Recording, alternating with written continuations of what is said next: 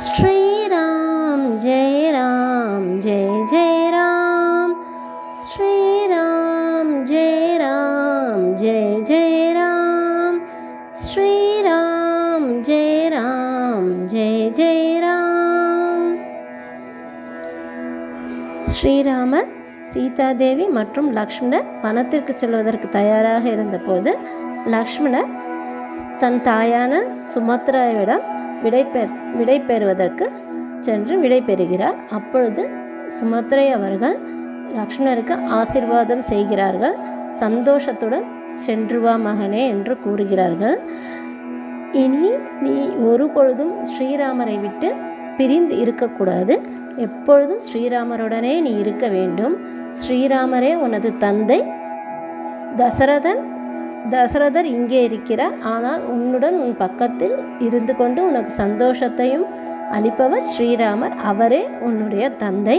நான் இங்கே இருக்கிறேன். ஆனால் சீதாதேவியே உன்னுடைய தாயாக இருந்து உன்னை கவனித்து கொள்வார். அவர்கள் இருவருக்கும் எந்த ஆபத்தும் வராமல் நீ கைங்கரியம் செய்ய வேண்டும். அதுவே உன் கடமை. நீ சந்தோஷமாக அவர்களுடன் சென்று விட்டு வா என்று கூறுகிறார். இங்கே இது அயோத்தி என்றால் எங்கே ஸ்ரீராமர் தந்தையாகவும் சீதாதேவி தாயாகவும் இருக்கிறார்களோ அங்கே அது வனமாக இருந்தாலும் அதுவே உனக்கு அயோத்தியா. அதனால் நீ ஒரு பொழுதும் ஸ்ரீராமரை விட்டு அகலாமல் அவர்களுடனே இருந்து சந்தோஷமாக இருக்கவும் என்று ஆசீர்வதிக்கிறார். பிறகு இவர்கள் மூவரும் கிளம்புகிறார்கள்.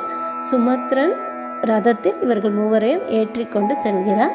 ஆனால் வழியே இல்லை. எல்லா இடத்திலும் மக்கள் நின்று கொண்டு கண்ணீர் வடித்து கொண்டு நாங்களும் உங்களுடனே வனத்திற்கு வந்து விடுகிறோம் என்று அந்த ரதத்தின் பின்னாலேயே அனைவரும் செல்கிறார்கள்.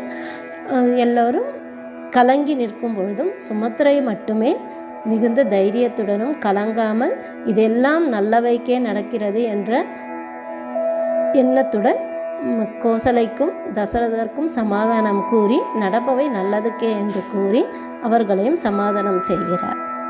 ஸ்ரீராமர் அருள் புரிவார். ஸ்ரீராம ஜெயம்.